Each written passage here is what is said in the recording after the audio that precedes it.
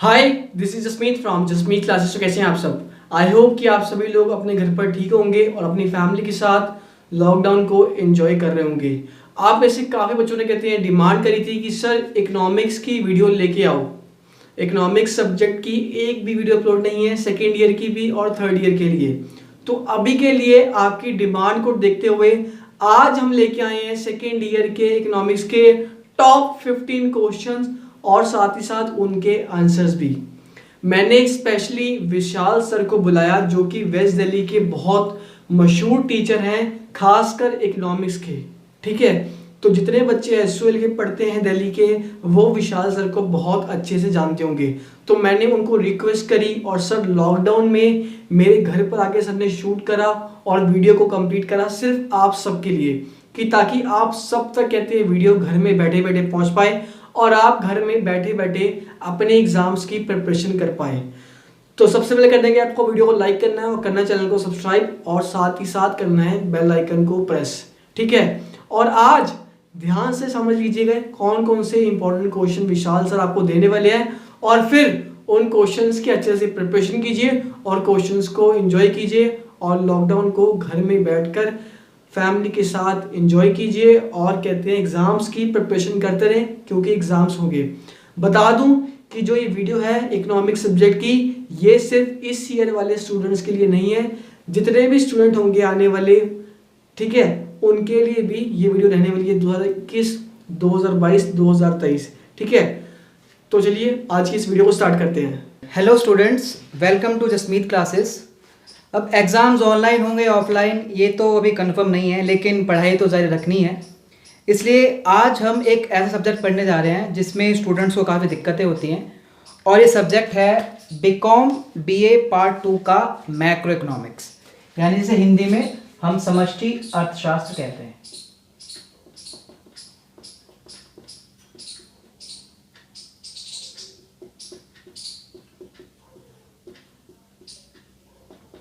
अब ये concept macro economics का मैंने कोशिश की है कि इसको इंग्लिश और हिंदी मीडियम दोनों में ही एक साथ इसको कराऊं ताकि किसी को भी कोई दिक्कत ना हो। तो आज हम करने जा रहे हैं एग्ज़ाम्स में आने वाले top 15 questions, most important questions जो एग्ज़ाम्स में, ऐसे नहीं कि 2020 में आएंगे या 2021 में आएंगे, ये ऐसे क्वेश्चंस हैं जो हर बार एग्ज़ाम में रिपीट होते ही हैं। क्वेश्चंस को अलग अंदाज में भी आपको लिखकर क्वेश्चन में दे सकते हैं, लेकिन इन क्वेश्चंस के टॉपिक यही रहेंगे जो आपको मैं आज करा रहा हूँ। तो इस वीडियो में हर एक क्वेश्चंस को हम डिस्कस करेंगे। तो पहला क्वेश्चन है, define macro economics, explain the various macro economics issues in an economy. समष्टि अर्थशास्त्र को परिभाषित कीजिए, इसकी विभिन्न समस्याओं का वर्णन कीजिए। तो यानी इसने बोला है कि मैक्रो इकोनॉमिक्स क्या होती है और उसके विभिन्न कॉन्सेप्ट यानी उसके मुद्दे क्या होते हैं। तो पहले इंग्लिश में एक बार दोबारा रिपीट कर देता हूँ, define macro economics, explain its various issues. समष्टि अर्थशास्त्र से आप क्या समझते हैं और इसके विभिन्न मुद्दे क्या हैं। तो पहले तो आपको मैं समझा देता हूँ कि मैक्रो इकोनॉमिक्स जो है ग्रीक वर्ड से लिया गया है, मैक्रोज। मैक्रोज इसका मतलब क्या होता है? Very large. तो मैक्रो का मतलब क्या होता है? लार्ज। तो माइक्रो इकोनॉमिक्स का मतलब क्या होता है? एक ऐसी इकोनॉमिक्स जिसकी स्टडी हम एक बड़े लेवल पे करते हैं, यानी is an economy which is studied. तो सबसे पहले हम इसको समष्टि अर्थशास्त्र हिंदी मीडियम के हिसाब से भी जान लेते हैं। समष्टि का मतलब क्या होता है? संपूर्ण सृष्टि। तो मैक्रो इकोनॉमिक्स का मतलब होता है जिसमें हम संपूर्ण अर्थव्यवस्था का अध्ययन करते हैं। जैसे कि माइक्रो में तो सिर्फ एक सिंगल इंडिविजुअल की स्टडी की जाती है, लेकिन मैक्रो में हम इकोनॉमी की स्टडी करते हैं एज अ होल। जैसे कि employment, unemployment, national income, poverty, ये सब चीज़ें जो है ये मैक्रो इकोनॉमिक्स के लेवल पे काम करती है। तो सबसे पहले तो मैक्रो इकोनॉमिक्स की डेफिनेशन तो ये कहती है कि macro economics studies the economy as a whole, यानी इकोनॉमी को बड़े लेवल पे स्टडी करता है। तो ये तो है इसकी डेफिनेशन। तो इसके वेरियस इश्यूज कौन कौन से हैं? इश्यूज बोलें या इसके कॉन्सेप्ट बोलें या इसके मुद्दे बोलें, सबका मतलब जो है एक ही होता है। तो सबसे पहले इसका जो पहला मुद्दा ये होता है कि ये हमें हेल्प करता है इकोनॉमिक पॉलिसी क्रिएट करने में, यानी हेल्पिंग टू मेक इकोनॉमिक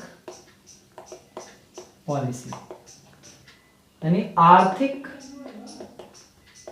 नीति को बनाने में सहायक।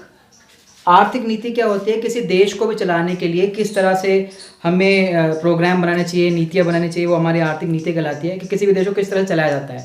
अभी कोविड-19 की सिचुएशन है, तो अभी लॉकडाउन इतना लंबा नहीं खींचा जा सकता था, इसलिए अर्थशास्त्रियों ने भी और बाकियों ने भी यही सुझाव दिया कि लॉकडाउन ज़्यादा लंबा खींचने से एक देश की इकोनॉमी बिगड़ सकती है, इसलिए लॉकडाउन को थोड़ा अब स्ट्रिक्ट तरीके से नहीं खोला गया, उसको लूज़ कर दिया गया ताकि इकोनॉमी भी साथ साथ चलते रहे और लोगों का काम भी चलता रहे। तो ये हमारी है आर्थिक नीति।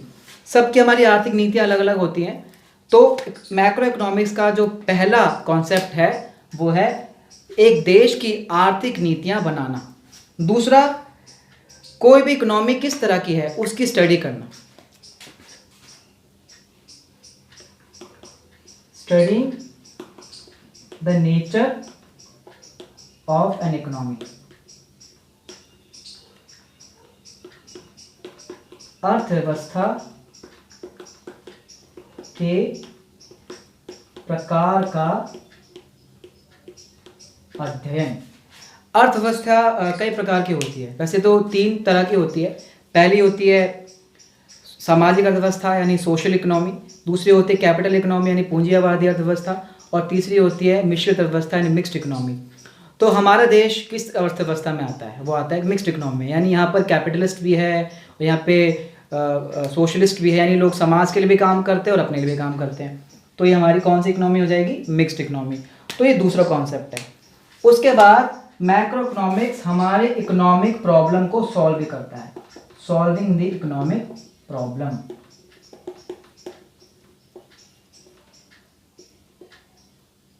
आर्थिक समस्या का हल निकालना। ये सारे सॉल्यूशन जो आपको मैं बता रहा हूँ ये आपको कई बुक्स में मिलेंगे, सबका अपना कहने का तरीका अलग अलग है, लेकिन बात एक ही है। तो यहाँ पर सॉल्विंग द इकोनॉमिक प्रॉब्लम, आर्थिक समस्या का हल निकालना। अब देखो देश में बड़ा आर्थिक समस्या अभी फैल रही थी, तो सबसे पहले सरकार ने क्या किया? सबसे पहले सरकार ने टैक्स बढ़ा दिया शराब के ऊपर ताकि उनको ज़्यादा से ज़्यादा इनकम हो सके, और बहुत सारी चीज़ें। तो इकोनॉमिक प्रॉब्लम को सॉल्व करना ये हमें मैक्रो इकोनॉमिक्स में सिखाया जाता है। उसके बाद है हमारा कंट्रोलिंग इन्फ्लेशन। कंट्रोलिंग इन्फ्लेशन, मुद्रास्फीति। इन्फ्लेशन को हिंदी में मुद्रास्फीति कहते हैं, या महंगाई, अगर नॉर्मल भाषा में गए तो महंगाई कहते हैं। मुद्रास्फीति को नियंत्रित करना, क्योंकि अब डिमांड बहुत कम हो गई थी इन 40-45 दिनों में जब लॉकडाउन था, तो लोग डिमांड ही नहीं कर रहे थे। वैसे तो देखिए जाए तो चीज़ें सस्ती होनी चाहिए थी, लेकिन रिसर्च इतना ज़्यादा फैल रहा है, ये रूल फेल हो गया। और अब अगर आप देखें लॉकडाउन खुलने के बाद महंगाई बहुत ज़्यादा बढ़ रही है, तो मैक्रो इकोनॉमिक्स में महंगाई को किस तरह से रोका जा सकता है उसके लिए हम एग्रीगेट डिमांड, एग्रीगेट सप्लाई यानी समग्र मांग और समग्र पूर्ति का अध्ययन करते हैं, किस तरह से महंगाई को रोक सकते हैं। उसके लिए आरबीआई ने बहुत प्रयास किए हैं रेपो रेट में कमी करके, और लोगों को किस तरह से हेल्प कर सकते हैं इस सिचुएशन को हैंडल करने के लिए। उसके बाद नेशनल इनकम का एक कॉन्सेप्ट है मैक्रो इकोनॉमिक्स का, वो कॉन्सेप्ट है नेशनल इनकम। नेशनल इनकम का मतलब होता है क्या है? एक सिंपल मतलब है, नेशनल मतलब नेशन से एक बना है वर्ड, यानी एक देश। तो एक देश की इनकम नेशनल इनकम कहलाती है। तो अगर लोग कमाएंगे नहीं, लोग काम नहीं करेंगे, तो देश की इनकम कैसे बढ़ेगी? इसलिए नेशनल इनकम की स्टडी करना भी मैक्रो इकोनॉमिक्स का एक पार्ट माना जाता है। अब एक बहुत बड़ा कॉन्सेप्ट है, इसके बाद जो आता है वो है एम्प्लॉयमेंट। बहुत से लोग जो हैं घर बैठे काम कर रहे हैं, वर्क फ्रॉम होम आज की सिचुएशन में कर रहे हैं। एम्प्लॉयमेंट जनरेशन ये मैक्रो इकोनॉमिक्स हमें सिखाता है। तो इसलिए लोगों को काम बना भी रहे, इसलिए लोगों को घर पे बैठे रहने के लिए, काम करने के लिए बोला गया है। लेकिन कई हमारे जो मजदूर लोग हैं उन भाइयों को अभी काम नहीं मिल पा रहा है, तो इसलिए सरकार उनके लिए फिर क्या करती है? अगर एम्प्लॉयमेंट नहीं दे पाती तो उनको मनरेगा स्कीम निकालती है, उनके लिए उनके अकाउंट में पैसे डलवाती है, और बहुत सारी चीज़ें हैं जो गवर्नमेंट करने की कोशिश करती है। तो ये मैक्रो इकोनॉमिक्स की स्टडी है का छठा पॉइंट है एम्प्लॉयमेंट जनरेशन, यानी रोज़गार उत्पन्न करना, रोजगार उत्पन्न करना। अभी ये जो पहले क्वेश्चन का जो आंसर है, इसको सिर्फ मैं अभी आपको एक ब्रीफिंग तरीके से बता रहा हूँ। इसके सॉल्यूशन के लिए आपको मैं इसके बारे में बाद में जानकारी दूंगा। उसके बाद इसका 7वां जो पॉइंट है वो है इंटरनेशनल कंपैरिजन। देखो मैक्रो इकोनॉमिक्स जो होता है वो एक देश का तो होता नहीं है, वो बाकी देशों के लिए भी काम करता है। जैसे कि ग्लोबलाइजेशन, ग्लोबलाइजेशन का मतलब क्या होता है, सबके लिए काम करना, दूसरे देशों के लिए भी काम करना। अंतरराष्ट्रीय तुलनाएं,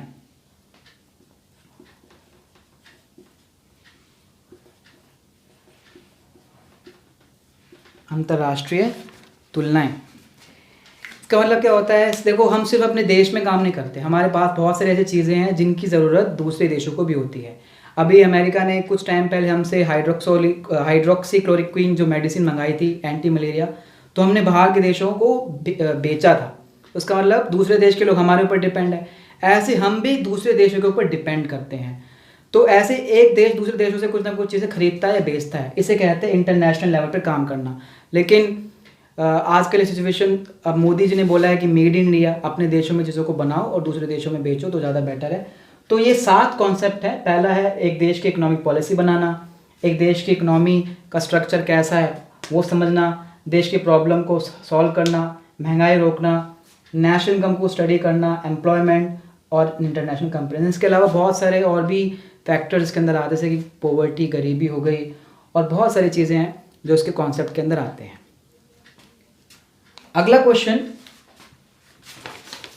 जो है वो काफ़ी इंपॉर्टेंट है। क्वेश्चन कहता है कि how is national income measured according to production method, income method, expenditure method. अब देखो ये 12th में तो आपने पढ़ा है नेशनल इनकम, आपने सॉल्व भी किया होगा, कई बच्चों को समझ में आया है या नहीं भी आया, लेकिन यहाँ पर कोई कैलकुलेशन चीज़ नहीं, यहाँ पे कैलकुलेटिव मैथ क्वेश्चन नहीं आएगा आपके एग्जाम में। सीधा पूछेंगे कि नेशनल इनकम को सॉल्व कैसे करते हैं, उसका पूरा पैटर्न शुरू से लेकर एंड तक उसका तरीका क्या है, बस ये आपको लिखना है। यानी राष्ट्रीय आय को मापने की निम्नलिखित विधियां समझाएं। तो कौन सी विधियां, उत्पादन विधि यानी प्रोडक्शन मेथड, आय विधि यानी इनकम मेथड, और व्यय विधि यानी एक्सपेंडिचर मेथड। तो इस सेकंड क्वेश्चन के आंसर के लिए आपको अब सुनना पड़ेगा गौर से। तो पहला जो मेथड है, वैसे तो नेशनल इनकम के 3 मेथड को चलो मैं एक तरीके से एक साथ ही करा देता हूँ तो आगे आपको दिक्कत ना हो, इनको सॉल्व कैसे करते हैं। तो यहाँ पर जो सबसे पहला मेथड है हमारा, वो मेथड है प्रोडक्शन मेथड। प्रोडक्शन मेथड, जिस मेथड को हम वैल्यू एडिड मेथड भी कहते हैं। दूसरा मेथड जो है वो है हमारा इनकम मेथड, और तीसरा मेथड है हमारा एक्सपेंडिचर मेथड या स्पेंडिंग मेथड। हिंदी में अगर बात करूं तो हम प्रोडक्शन मेथड को कहते हैं value added method, income method को कहते हैं आय विधि, प्रोडक्शन मेथड को हम उत्पाद विधि कहते हैं, एक्सपेंडिचर मेथड को कहते हैं व्यय विधि। तो यहाँ पर अगर हम डिस्कस करें इन सभी मेथड के बारे में, तो सबसे पहला मेथड हमारा क्या है, प्रोडक्शन मेथड। तो प्रोडक्शन मेथड में सबसे पहले आपको पता होना चाहिए कि हमारी 3 तरह की जो आर्थिक क्षेत्र हैं कौन कौन से होते हैं जिससे हमें इनकम होती है। देखो प्रोडक्शन का मतलब होता है चीज़ों को बनाना, जैसे कि मेरे हाथ में मार्कर है तो मार्कर कहीं ना कहीं बना होगा तो ये प्रोड्यूस हुआ है, तो किस कैटेगरी में आएगा, प्रोडक्शन मेथड में। उसके बाद अगर हम बात करें इनकम मेथड की, इनकम मेथड में जहाँ पर हम सर्विसेज प्रोवाइड करते हैं तो हम इनकम मेथड आ गया। एक्सपेंडिचर मेथड जहाँ पे कंज्यूमर चीज़ें बेचता है, खरीदता है, चीज़ें खरीदता है, वो हमारा क्या कहलाएगा, एक्सपेंडिचर मेथड। सिर्फ कंज्यूमर नहीं, प्रोड्यूसर और बहुत सारी चीज़ें इसके अंदर आएंगे। तो पहले हम एक करके डिस्कस करते हैं, प्रोडक्शन मेथड के बारे में डिस्कस करते हैं। तो प्रोडक्शन मेथड क्या होता है, जहाँ पर हम पहले 3 कैटेगरी में अपनी इकोनॉमी को बांटते हैं। तो पहली कैटेगरी कौन सी हो गई, प्राइमरी सेक्टर। प्राइमरी सेक्टर यानी प्राथमिक क्षेत्र। तो प्राथमिक क्षेत्र क्या काम करता है, खेती बाड़ी करता है, पशु पालता है, यानी किसान फार्मिंग करता है और एनिमल हस्बेंड्री करता है, तो प्राइमरी सेक्टर के अंदर आ गया। तो यानी प्राइमरी सेक्टर को हम एग्रीकल्चर सेक्टर भी कहते हैं। अच्छा, प्राइमरी सेक्टर काम क्यों करता है, ये काम करता है सेकेंडरी सेक्टर के लिए, क्योंकि वो जो गन्ने बनाएगा वो शुगर मिल को तो बेचेगा, वो जो वीट बनाएगा वो आटे की फैक्ट्री को तो बेचेगा, तो इसलिए ये हमारे द्वितीय क्षेत्र कहलाता है, सेकेंडरी सेक्टर, जिसको हम मैन्युफैक्चरिंग सेक्टर भी कहते हैं, जिसमें चीज़ें प्रोड्यूस होती हैं। उसके बाद हमारा थर्ड सेक्टर आता है टर्शियरी सेक्टर। अगर सेकेंडरी सेक्टर है और उसके पास ट्रक नहीं है अपना सामान यहाँ वहाँ ले जाने के लिए, तो कैसे काम चलेगा? उसके पास बैंक नहीं है अपना पैसा सेव करने के लिए, कैसे काम चलेगा? तो इसलिए उनको सर्विस देने के लिए ट्रांसपोर्ट, कम्युनिकेशन, ये सब चीज़ें होना बहुत ज़्यादा ज़रूरी है। तो ये किसके अंदर आ जाते हैं? ये आते हैं टर्शियरी सेक्टर के अंदर, तृतीय क्षेत्र के अंदर। तो प्रोडक्शन मेथड में सबसे पहले हमें पहचान करनी होती है इन तीनों के अलग अलग क्षेत्रों की।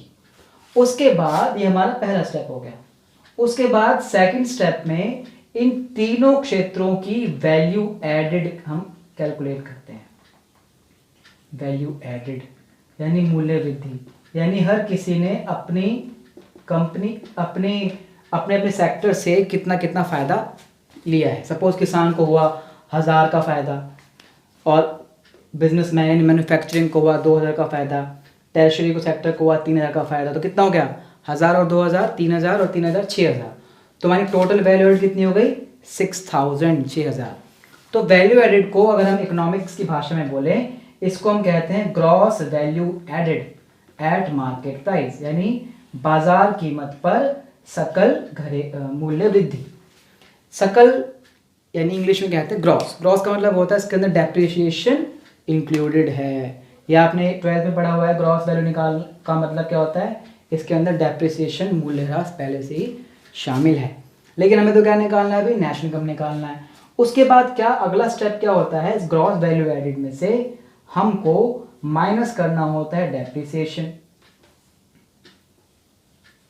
उसके बाद हमें इसमें से माइनस करना होता है नेट इनडायरेक्ट टैक्सेस, तब जाके ये बनता है net value added at market price. लेकिन इसका तरीका और है, अगर हम सारे सेक्टर्स की जीवीएमपी को ऐड कर दें तो हमारे पास जीडीपी आ जाती है, GDP gross domestic product market price. अगर हम तीनों सेक्टर्स की वैल्यू एडेड को ऐड कर दें तो जीडीपी आती है, और जीडीपी से हमारी आती है एनडीपी एट फैक्टर कॉस्ट, यानी घरेलू आय। एनडीपी एट फैक्टर कॉस्ट यानी कारक लागत पर शुद्ध घरेलू उत्पाद, यानी एक देश की नेशनल इनकम जो देश के अंदर अंदर हमने कमाई है। तो यानी ये तो अभी वो इनकम है जो हमने देश के अंदर कमाई है। उसके बाद अगर हम इसमें ऐड कर देते हैं net factor income from abroad, यानी अब्रॉड से होने वाली इनकम को भी इसमें अगर हम ऐड कर दें, ये यहाँ तक की तो इनकम वो है जो हमने देश के अंदर अंदर कमाई है। अब उसमें अगर हम ऐड कर जो हमने बाहर से भी कमाया तो वो भी तुम्हारी इनकम है, तो उसको अगर ऐड कर दें तो हमारे पास फाइनली आ जाती है नेशनल इनकम। नेशनल इनकम को जिसको हम कहते हैं net national product at factor cost. Net national product at factor cost, ये हमारी क्या है? National income. तो ये हमारा तरीका है प्रोडक्शन मेथड से। क्वेश्चन तो ये कहता है कि नेशनल इनकम को कैलकुलेट कैसे करते हैं, यहाँ तक तो बता दें, लेकिन इसमें आपको आंसर से यहीं तक नहीं देना, आपको आगे ये बताना है इसमें कौन कौन सी सावधानियाँ हैं, क्या क्या प्रिकॉशन है जो आपको ध्यान में रखने हैं। उसको बाद में डिस्कस करूँगा एक साथ ही। अब हम बात करते हैं इनकम मेथड की। इनकम मेथड में सबसे पहले क्या कैलकुलेट किया जाता है? इसमें सबसे पहले हमें देखा जाता है कंपनसेशन ऑफ एम्प्लॉय, यानी कंपनसेशन का मतलब क्या होता है कि एक जगह पे आप काम कर रहे हो, वहाँ पे आपको उसकी जगह वहाँ पे काम करने के पर क्या मिलता है? सैलरी मिलती है, आपको वहाँ पे इंसेंटिव मिलता है, तो आपका क्या कहलाता है? Compensation of employees. इसे हम कहते हैं कर्मचारियों का पारिश्रमिक हिंदी में, यानी कर्मचारी जो वहाँ पे काम कर रहे हैं उनका पारिश्रमिक, उनके परिश्रम का फल। तो इसके अंदर क्या क्या आता है? इसके अंदर उनकी सैलरी आ जाती है, उनके वेजेज आ जाते हैं, उनकी रिटायरमेंट पेंशन आ जाती है, वगैरह वगैरह, और बहुत सारी चीज़ें इसके अंदर आ जाती हैं, सोशल सिक्योरिटी आ जाती है। तो सारी की सारी चीज़ें क्या कहलाती है? हमारी कंपनसेशन ऑफ एम्प्लॉयज़। उसके बाद सेकंड जो पॉइंट है वो है ऑपरेटिंग सरप्लस, प्रचालन अधिशेष। तो ऊपर वाले पॉइंट में तो कहीं पे काम करके हम पैसा कमा रहे हैं, लेकिन ऑपरेटिंग सरप्लस में आप बिना काम करे कमा रहे हो, यानी कहने का मतलब है जैसे कि इतना आपको लेग वर्क नहीं करना पड़ता, जैसे कि रेंट, घर बैठे रेंट मिल रहा है, आपने किसी को सर्विस प्रोवाइड की है, रेंट यानी किराया, रॉयल्टी, रॉयल्टी बुक्स पे मिलती है या किसी कोल माइन लैंड पे मिलती है, जैसे कि आपने बहुत अच्छी बुक लिखी है उस पर आपको रॉयल्टी मिली है, पब्लिशर ने आपको बुक दे उसके लिए पैसे दिया है, वो रॉयल्टी कहलाती है। तो किराया, रॉयल्टी, उसके बाद इंटरेस्ट, इंटरेस्ट ऑन लोन, ये भी तो इनकम मानी जाती है, ब्याज, उसके बाद प्रॉफिट्स, प्रॉफिट्स लाभ, कंपनी का लाभ भी ऑपरेटिंग सरप्लस का एक हिस्सा है। तो प्रॉफिट के अंदर बहुत सारी चीज़ें आती हैं, 3 चीज़ें आती हैं, प्रॉफिट टैक्स, कंपनी को जो टैक्स दिया जाता है, कंपनी अपने शेयर होल्डर को जो डिविडेंड देती है वो इसके अंदर आता है, और प्लस रिजर्व, जो कंपनी अपने प्रॉफिट का कुछ हिस्सा बचा लेती है। फॉर एग्जांपल मान लो एक कंपनी को 100 रुपये का फ़ायदा हुआ और 100 रुपये में से उसने 10 रुपये टैक्स दे दिया, 70 रुपये डिविडेंड दे दिया और बाकी जो 20 रुपये वो बचा लिए। तो इस तरीके से कंपनी जो है काम करती है। फिर थर्ड आता है हमारा मिक्स्ड इनकम। मिक्स्ड इनकम में उन लोगों की इनकम आती है जिनका खुद का बिजनेस है, जैसे किसी ने अपनी परचून की दुकान खोल ली, डॉक्टर का खुद का क्लिनिक है, तो ये कौन सी इनकम आनी जाती है? Mixed income. तो मिक्स्ड इनकम ऑफ सेल्फ एम्प्लॉयड्स, इसको हिंदी में कहते हैं मिश्रित आय, स्वनियोजितों की मिश्रित आय। सेल्फ एम्प्लॉयड का मतलब जिन्होंने अपने आप को ही काम दिया हुआ है, अपने आप को ही नौकरी दी हुई है, वो क्या कहलाते हैं? Mixed income of self employed. तो इन 3 इनकम को जब हम ऐड करते हैं तब जाके हमारे पास क्या आता है? एनडीपी एट फैक्टर कॉस्ट, यानी घरेलू आय। एनडीपी एट फैक्टर कॉस्ट को दोबारा मैंने पहले बताया था क्या कहते हैं? घरेलू आय, यानी डोमेस्टिक इनकम, यानी फर्स्ट प्लस सेकंड और प्लस थर्ड, इनको अगर ऐड किया जाए तो हमारे पास क्या आती है? NDP at factor cost.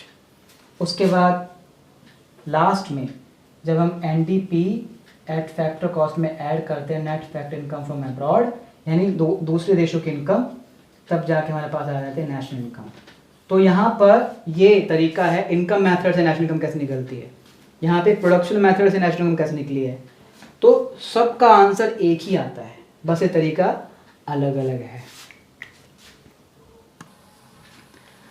अगला मेथड है एक्सपेंडिचर मेथड। एक्सपेंडिचर यानी खर्चे करना। देखो सपोज ए और बी 2 लोग हैं, ए ने बी को 5,000 रुपये सैलरी दी, तो ये बी की क्या है? इनकम। लेकिन यही 5,000 रुपये ए का खर्चा है, यानी ए का खर्चा दूसरे की इनकम होती है, एक एक्सपेंडिचर दूसरे का खर्चा होता है, दूसरे की इनकम होती है। सपोज यही बंदा 5,000 अभी इन्हीं में से अपनी बिजली का बिल भरेगा तो उसका खर्चा हो जाएगा, लेकिन बिजली के बिल वालों की ये हो जाएगी इनकम। यानी अल्टीमेट जो भी हमारे फाइनल खर्चे होते हैं वो हमारे इनकम ही मानी जाती है। तो यानी अगर सारे के सारे फाइनल खर्चों को ऐड कर दिया जाए तो भी हमारे नेशनल इनकम निकल आती है।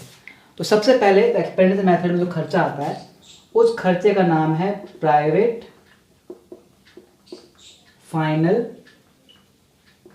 कंजम्पशन एक्सपेंडिचर, PFCE, यानी निजी अंतिम उपभोग व्यय। निजी अंतिम उपभोग व्यय में क्या आता है?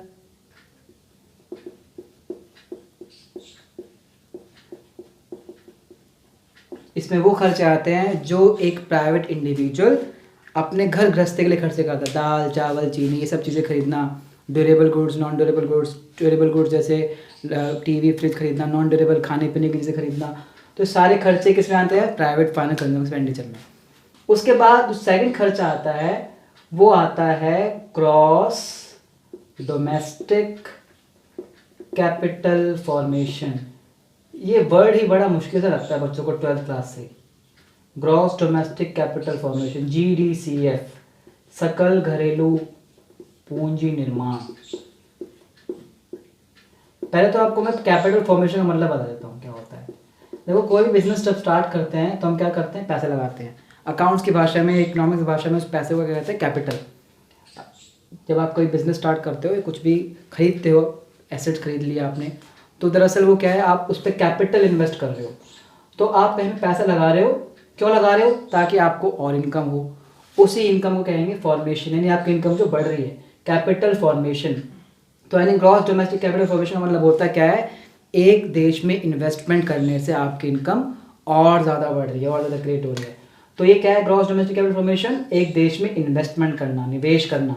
इसी को शॉर्ट में हम इन्वेस्टमेंट एक्सपेंडिचर भी कह सकते हैं। यानी एक देश में इन्वेस्टमेंट करना भी हमारा खर्चा कहलाता है। थर्ड खर्चा कौन करती है? थर्ड खर्चा होता है जो सरकार करती है, यानी गवर्नमेंट फाइनल कंजम्पशन एक्सपेंडिचर। अब सरकार दोनों काम करती है, सरकार जैसे बनाती भी है और सरकार जैसे खरीदती भी है।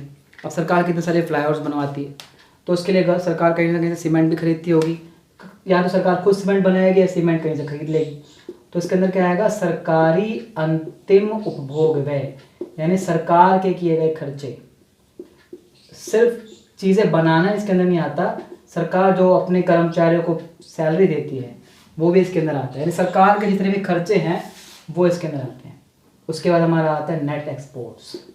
नेट एक्सपोर्ट, इससे रिलेटेड क्वेश्चन एग्जाम में आएगा, अलग से भी पूछते हैं इसके बारे में कई बार। शुद्ध निर्यात, इसका मतलब होता है एक देश में हमने कितना निर्यात किया, एक्सपोर्ट किया, फिर दूसरे देश को बेचा, और वहाँ से कितना इंपोर्ट किया, वहाँ से कितना हमने खरीदा, तो उसके डिफरेंस को हम नेट एक्सपोर्ट कहते हैं।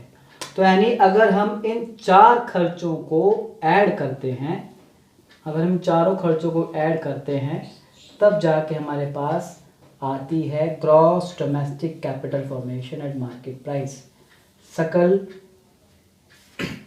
घरेलू उत्पाद बाजार कीमत पर। जैसे यहाँ पे निकली थी ना प्रोडक्शन मेथड में, सेम तरीके से यहाँ पे निकलेगी।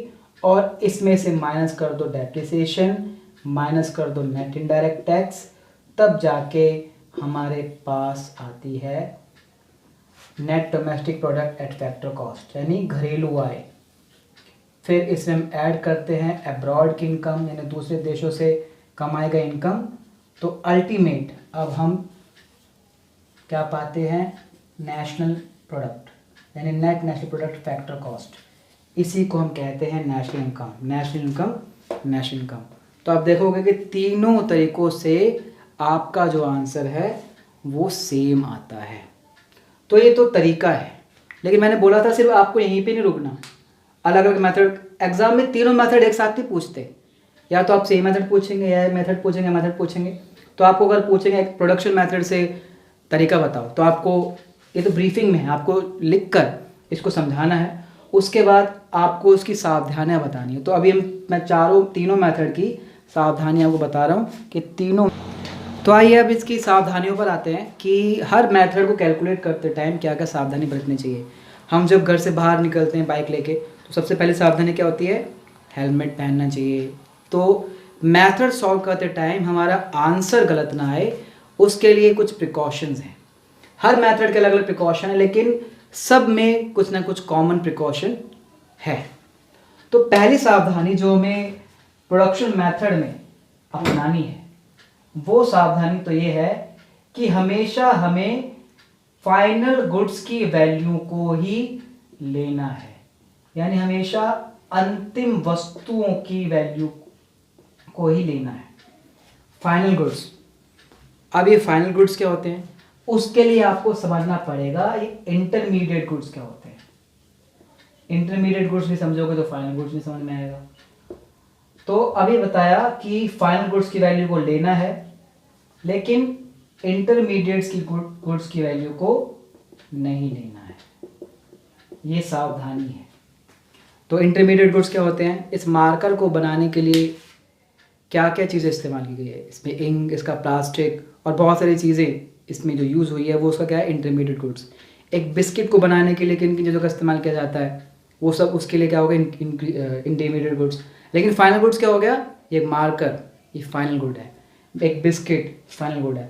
तो प्रोडक्शन मेथड कैलकुलेट करते टाइम कभी भी इंटरमीडिएट वैल्यू को नहीं लेना चाहिए, क्योंकि वो फाइनल गुड्स में ऑलरेडी इंक्लूडेड है। उसको हम दोबारा लेने से कि हमारी प्रॉब्लम क्रिएट होती है, इस प्रॉब्लम को कहते हैं डबल काउंटिंग। डबल काउंटिंग मतलब एक ही चीज़ को बार बार हम कैलकुलेट कर रहे हैं, इसलिए हमेशा फाइनल गुड्स को लेना चाहिए, ना कि इंटरमीडिएट गुड्स को। तो फाइनल गुड्स क्या हो गया, एक हलवाई के लिए फाइनल गुड क्या हो गया, मिठाई। और एक हलवाई के लिए इंटरमीडिएट गुड्स क्या हो गए, मिठाई में चीज़ यूज़ होने वाली चीज़ें, उसके लिए इंटरमीडिएट गुड्स हो गए। तो वो चीज़ें हमें नहीं लेंगे। Third,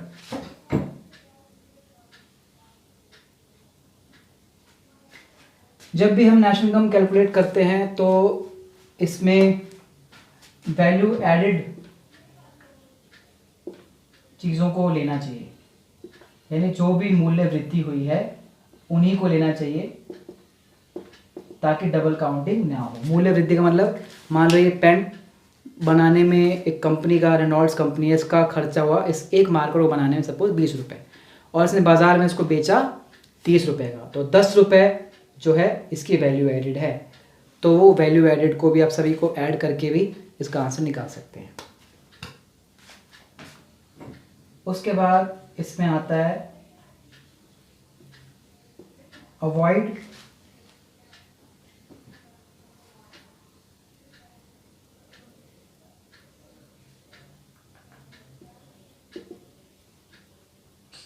windfall gains,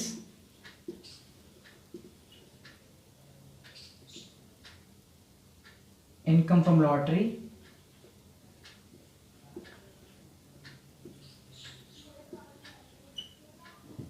etcetera etcetera. तो कुछ इनकम ऐसी होती है जो अचानक से हो जाती है, या लॉटरी से होने वाली इनकम कभी भी नेशनल इनकम में नहीं आती, क्योंकि इनकी फाइनल वैल्यू को निकालना मुश्किल होता है। हाँ जी, तो कुछ चीज़ें हैं जो हमें अवॉइड करनी है, कुछ चीज़ें हमें लेनी है। उसके बाद इसमें जो 5th पॉइंट है, इसमें आपको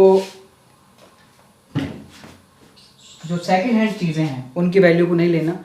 तो अभी मैं इनको, क्योंकि बहुत सारी चीज़ें कॉमन है, तो जो मेन चीज़ें किस मेथड में पाई जाती हैं पहले हम इसकी बात करते हैं। तो सबसे पहले अगर इनकम मेथड की बात करें तो उसके अंदर आता है फैक्टर इनकम।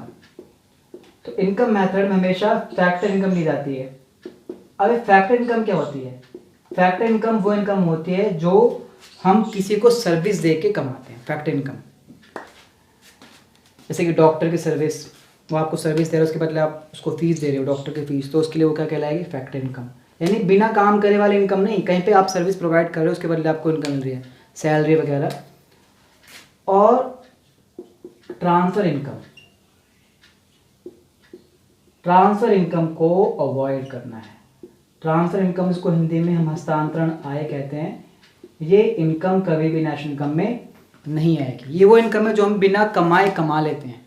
बिना कमाए कैसे कमाते हैं? जैसे कि मान लो पेरेंट्स से पॉकेट मनी मिल गई, वो हमारी इनकम तो है, लेकिन हमने किसी को सर्विस नहीं दी, उससे एक देश की प्रोडक्शन एक्टिविटी कोई भागीदारी नहीं है उसकी। ऐसे ही किसी से गिफ्ट मिल गया, या कोई बैगर है उसको भीख दे दी, वगैरह वगैरह। तो ये कभी भी नेशनल इनकम मेथड के थ्रू ये चीज़ें नहीं आती। Third, sale of second hand goods. अगर कोई भी गुड्स सेकंड हैंड नेचर के हैं तो उनको अगर आपने खरीदा है या बेचा भी है, उनकी वैल्यू इसके अंदर नहीं आती। Sale of second hand goods, हाँ इनका लेकिन कमीशन ज़रूर आता है। अगर सेकंड हैंड गुड्स को बिकवाने में आपने कमीशन रिसीव किया है तो वो ज़रूर इसके अंदर आता है, कमीशन। तो ये नेशनल इनकम के अंदर आएगा। Fifth, house wife services. House wife services कभी भी नेशनल इनकम में नहीं आती, क्योंकि उनकी वैल्यू को हम मेजर नहीं कर सकते। अब हाउस वाइफ को थोड़ी उसका घर वाले बोलेंगे तू ना बर्तन धोए ले 10 रुपये पकड़, नहीं, ऐसे नहीं। उनकी सर्विस को वी कैन नॉट मेज़र, उनकी सेवाओं को हम, गृहिणियों की सेवाओं को मेज़र हम नहीं कर सकते। उसके बाद हम बात करते हैं, बहुत सारी चीज़ें हैं जो आपको इग्नोर करती जानी है, कुछ चीज़ें आपको लेनी है। जैसे कि सेम, जैसे यहाँ पे 4th पॉइंट है अवॉइड विंडफॉल गेन्स लॉटरी। तो यहाँ पे भी लॉटरी से होने वाली इनकम नहीं आती, विंडफॉल गेन्स यहाँ पे नहीं आते। उसके बाद हम बात करते हैं एक्सपेंडिचर मेथड में, यानी एक्सपेंडिचर मेथड के अंदर कौन कौन सी वैल्यू नहीं लेनी। जैसे कि पहला, इसके अंदर आपको हमेशा फाइनल एक्सपेंडिचर लेना है, यानी कोई भी खर्चा जो फाइनल नेचर का है वही खर्चा आपको इसके अंदर लेना है। तो अगर आपने वो नहीं लिया है तो वो गलत हो गया है। इसके अंदर भी सेकेंड हैंड गुड्स नहीं आते, sale of second hand goods नहीं आते, कमीशन आता है।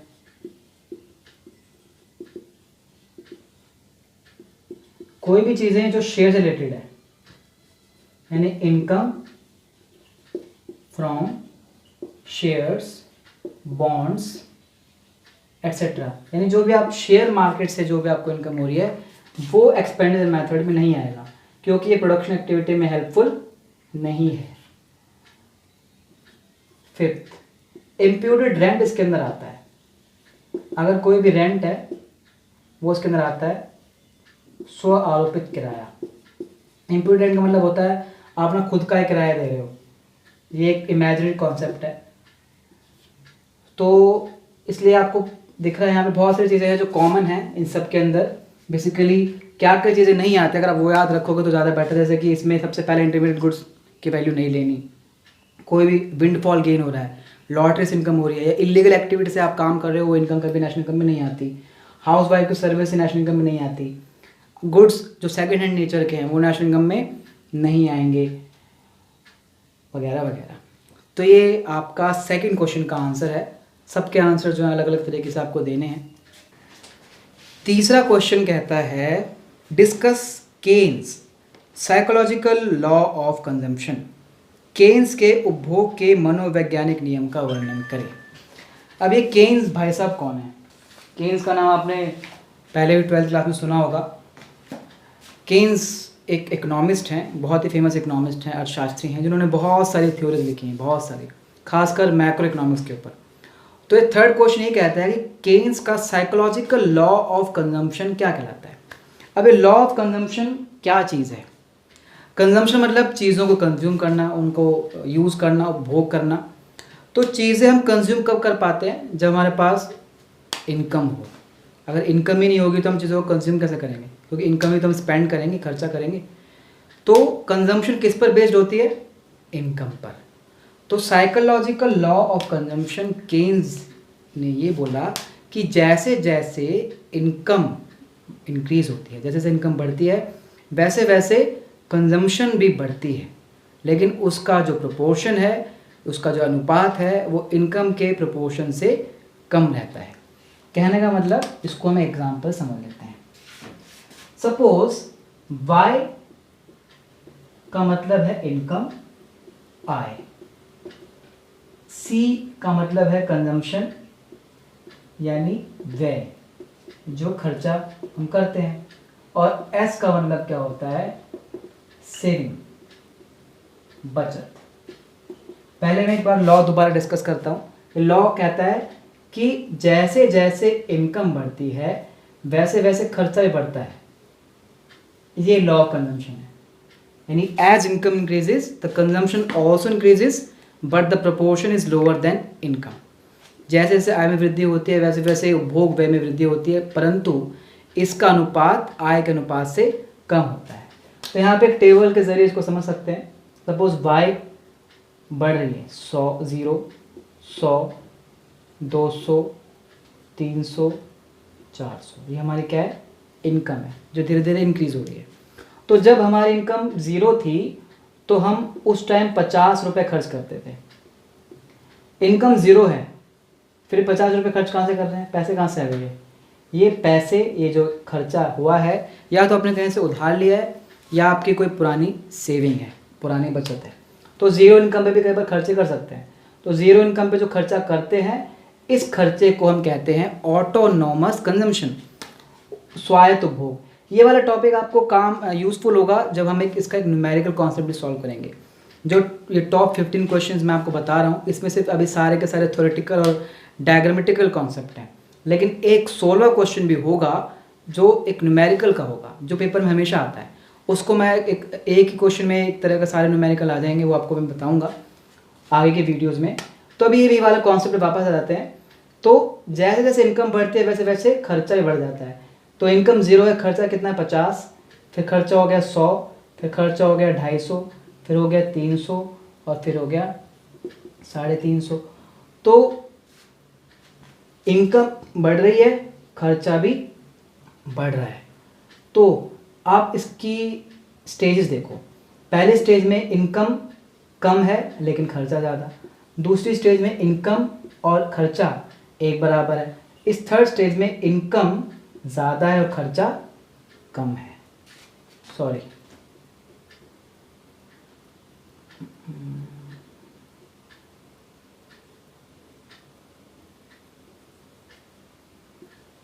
यहाँ पे आप देखिए इनकम ज़्यादा है और खर्चा कम है, तो इसी को बोलते हैं कि खर्चे का जो प्रोपोर्शन है वो धीरे धीरे कम हो रहा है। जैसे जैसे इनकम बढ़ रही है, इनकम के बीच का गैप कितना है, 100 का गैप है, यानी इनकम जो 100 के गैप से बढ़ रही है, और जो खर्चा है वो 50-50 के गैप से बढ़ रहा है। यानी इनकम भी इंक्रीज हो रही है, खर्चा भी इंक्रीज हो रहा है, लेकिन खर्चे का जो गैप है उसका जो प्रोपोर्शन है वो इनकम के गैप से, इनकम के प्रोपोर्शन से कम है। ऐसे अगर हम सेविंग की बात करें, सेविंग कैसे निकलेगी? इनकम का मतलब होता है जितना आप कंज्यूम करते हो और जितना आप सेव करते हो, उनको अगर जोड़ दिया जाए तो क्या कहलाता है? इनकम। Consumption plus saving. तो इसका मतलब सेविंग कैसे निकलेगी? Income minus consumption. तो 0 - 50 -50, 0, 50, 100 और 150, यानी जैसे जैसे इनकम बढ़ेगी खर्चा भी बढ़ेगा और साथ साथ सेविंग भी बढ़ेगी। क्योंकि हमारी इनकम में अगर हम खर्चा बढ़ा रहे हैं और जो हम चीज़ें यूज़ नहीं कर रहे हैं उसको हम सेविंग में डाल देते हैं, तो जैसे जैसे इनकम बढ़ती है वैसे वैसे खर्चा भी बढ़ता है, वैसे वैसे सेविंग भी बढ़ती है। इसी को हम कहते हैं साइकोलॉजिकल लॉ ऑफ कंजम्पशन। इसको अभी ब्रीफिंग में बता रहा हूँ, इसके डिटेल्स के लिए आप नोट्स में जा सकते हैं, नोट्स के लिए आपको डिटेल्स में आने वाली वीडियो में दूंगा। अगला क्वेश्चन है फोर्थ क्वेश्चन। ये क्वेश्चन जो फोर्थ क्वेश्चन है ये इतना इंपॉर्टेंट है कि एग्जाम में ये रिपीट 100% होगा ही होगा। क्वेश्चन कहता है explain net export function, what factors may cause shift in this function. शुद्ध निर्यात फलन की अवधारणा को समझाएं, उन कारकों का ब्यौरा दीजिए जिनके कारण इस फलन में खिसकाव आता है। Net export function. अब देखो पहले हम तो समझ लेते हैं कि नेट एक्सपोर्ट होता क्या है और फिर बात कर लेते हैं फंक्शन क्या होता है। फंक्शन का मतलब होता है फैक्टर, किन किन कारणों से नेट एक्सपोर्ट में चेंजेस होते हैं। और नेट एक्सपोर्ट का मतलब होता है एक्सपोर्ट और इंपोर्ट का डिफरेंस। तो एक्सपोर्ट का मतलब क्या होता है? निर्यात, दूसरे देशों को सामान हम बेच रहे हैं। और इंपोर्ट का मतलब क्या होता है? आयात, दूसरे देशों से हम सामान खरीद रहे हैं। तो अगर इनको हम माइनस कर दें तो हमारे पास आता है नेट एक्सपोर्ट। क्या आता है? नेट एक्सपोर्ट, जिसे हिंदी में हम कहते हैं शुद्ध निर्यात। तो नेट एक्सपोर्ट की डेफिनेशन क्या कहलाती है? Net export is the difference between exports and imports, यानी आयात, निर्यात और आयात के अंतर को हम नेट एक्सपोर्ट कहते हैं। तो नेट एक्सपोर्ट फंक्शन ये जीडीपी के लेवल पे काम करता है। जीडीपी यानी एक देश की इनकम, एक्सपोर्ट, इंपोर्ट और नेट एक्सपोर्ट। तो इसको हम अभी एक टेबल के थ्रू जो है समझते हैं। हाँ जी, तो सपोज जीडीपी जो है 0 है और धीरे धीरे हमारी जो जीडीपी है वो बढ़ रही है, 100, 200, 400, 800, सपोज जीडीपी हमारी बढ़ रही है। एक्सपोर्ट को हमने माना कि ये अभी फिक्स है, कि अभी हम एक कांस्टेंट लेवल पे जो है एक्सपोर्ट करते हैं, एक्सपोर्ट में हम जो ज़्यादा चेंजेस नहीं करते। इंपोर्ट जो है हमारा धीरे धीरे उसका जो लेवल है वो बढ़ रहा है। तो सपोज़ अगर हमने हमारी जीडीपी 0 है तो हमने इंपोर्ट कुछ भी नहीं किया, फिर हमने जो है इंपोर्ट का मतलब क्या होता है? हम दूसरे देशों से सामान जो है वो मंगा रहे हैं। तो हमारा इंपोर्ट हमने यहाँ पे किया सपोज़ 50 का, यहाँ पे हमने इंपोर्ट किया 150 का, यहाँ पे इंपोर्ट किया 250 का, यहाँ पे इंपोर्ट किया 400 का। तो यहाँ पर सबसे पहले हम नेट एक्सपोर्ट निकालते हैं, यानी एक्सपोर्ट माइनस इंपोर्ट। 200 माइनस 0 क्या आएगा? 200, 150, 50,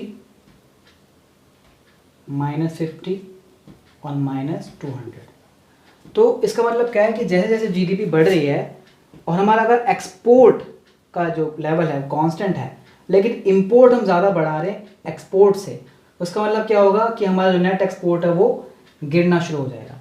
जो नेट एक्सपोर्ट का जो लेवल है वो गिरना शुरू हो जाएगा। अगर आप इसको इस तरीके से देखो तो देखो 200, 150, 50, 150, चाहे कोई भी लेवल आप इसको देखो तो इस लेवल तक ये पॉजिटिव लेवल पे काम करता है और यहाँ पे ये नेगेटिव है।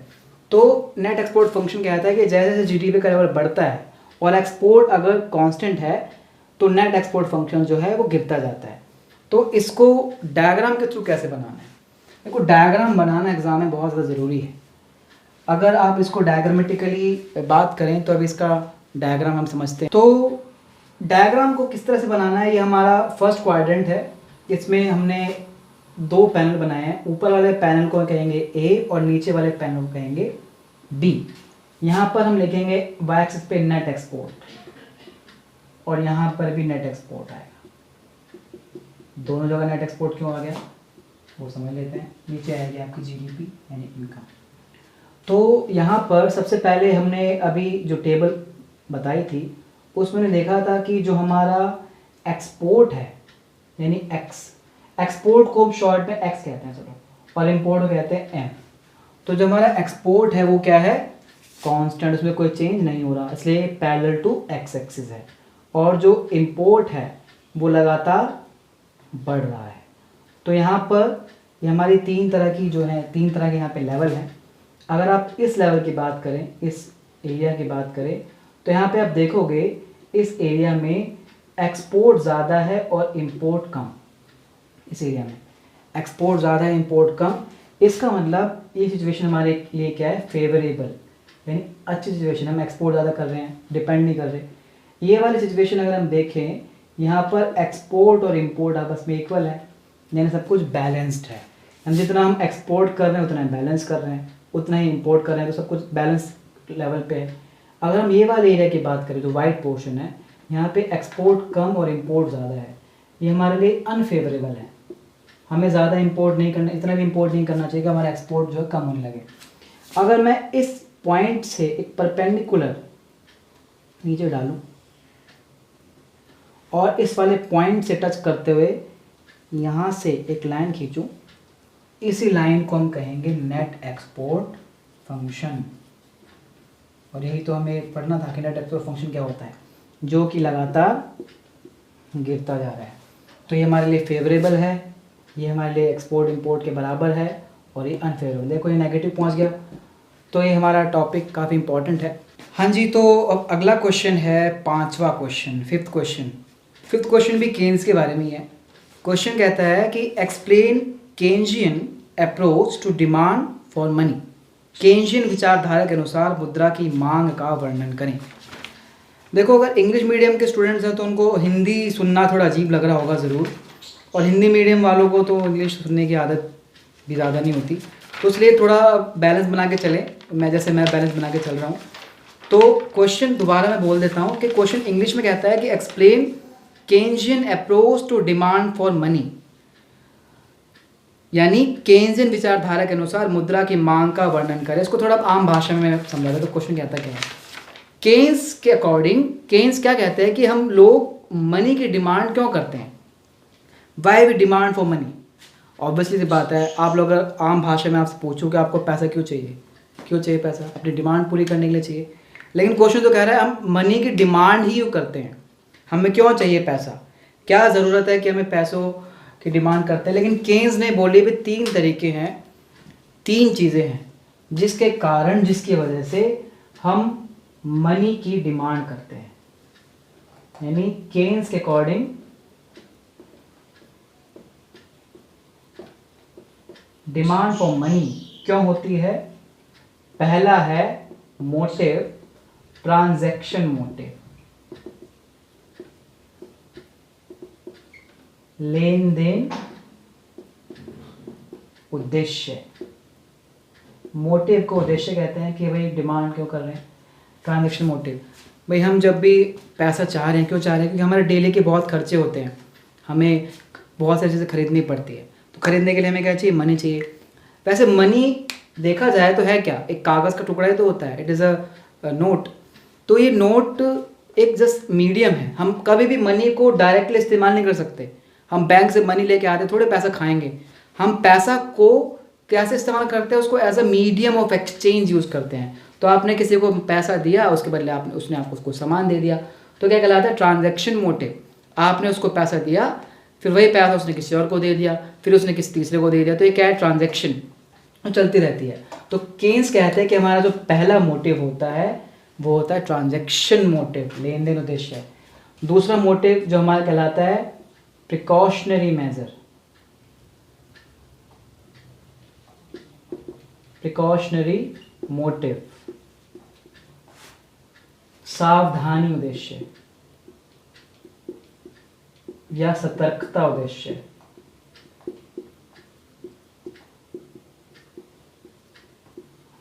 प्रिकॉशनरी का मतलब क्या होता है, पहला तो हमारा जो ट्रांजैक्शन मोटिव अगर बात करें तो ये प्रेजेंट टाइम के लिए होता है, करंट टाइम के लिए होता है कि आपको पैसा अभी चाहिए। लेकिन पैसा आपको कभी मैक्सिमम टाइम तो ऐसे होता है कि आपको अभी नहीं चाहिए, बाद में चाहिए, फ्यूचर में चाहिए। तो जब किसी के घर डॉटर पैदा होती है तो वो उसकी तैयारी, शादी की तैयारी पहले शुरू करने लग जाते हैं, तो क्या है, प्रिकॉशनरी मोटिव, पैसा सेव करने शुरू करने लग जाते हैं। तो यानी सेविंग करना ही हमारा क्या कहलाता है, प्रिकॉशनरी मोटिव। यानी आपकी इनकम है सपोज 10,000 और उस 10,000 में से आपने 7,000 खर्चा कर दिया, तो क्या है आपका ट्रांजैक्शन मोटिव। लेकिन आपने कहा नहीं, मुझे ना कुछ पैसे आगे के लिए बचाने हैं, तो 3,000 आपके क्या हो गए, प्रिकॉशनरी मोटिव। तो ये दो तरीके हैं, इन दो चीज़ों की वजह से हम डिमांड करते हैं। लेकिन तीसरा तरीका और बताया है केन्स ने, और वो तरीका वो क्या है, मोटिव, उस मोटिव को बोलते हैं स्पेक्युलेटिव मोटिव, स्पेक्युलेटिव मोटिव। शुद्ध हिंदी में इसको बोलते हैं सट्टा उद्देश्य। बहुत बच्चों के मन में तो ये रहता है कि सट्टा कोई गलत वर्ड है। सट्टा गलत वर्ड नहीं है, सट्टा गलत बना दिया गया है।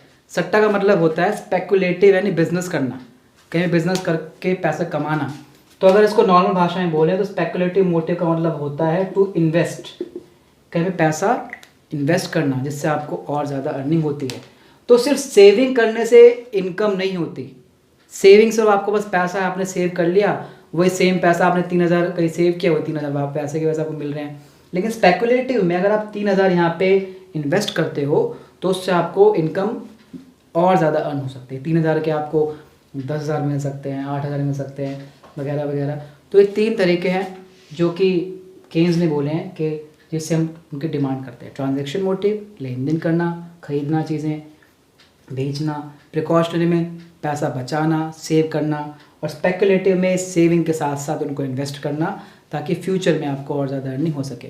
तो ये अभी 5 क्वेश्चंस हैं जो हमने इनको डिस्कस किया है। तो ऐसे ही आगे 10 क्वेश्चंस और हैं, और मैंने आपको पहले बताया 10 क्वेश्चन के साथ साथ आपको एक न्यूमेरिकल भी कराया जाएगा जो कि हर बार एग्जाम में आता है। एक ही तरह का न्यूमेरिकल मैं कराऊंगा, उसी में आपके सारी चीज़ें जो है आ जाएंगी। आई होप कि गाइज आपके जो भी डाउट्स है वो अब काफ़ी डाउट्स दूर हो चुके हैं, और सर ने आपको कहते हैं पार्ट 1 के मोस्ट इंपॉर्टेंट क्वेश्चंस प्रोवाइड करवा दिए। इसी तरीके से पार्ट 2 भी आएगा और पार्ट 3 भी आएगा। सो डोंट वरी, चैनल को सब्सक्राइब करें, वीडियो को लाइक करें। मिलते हैं आपको नेक्स्ट वीडियो में। Bye bye, see you and take care.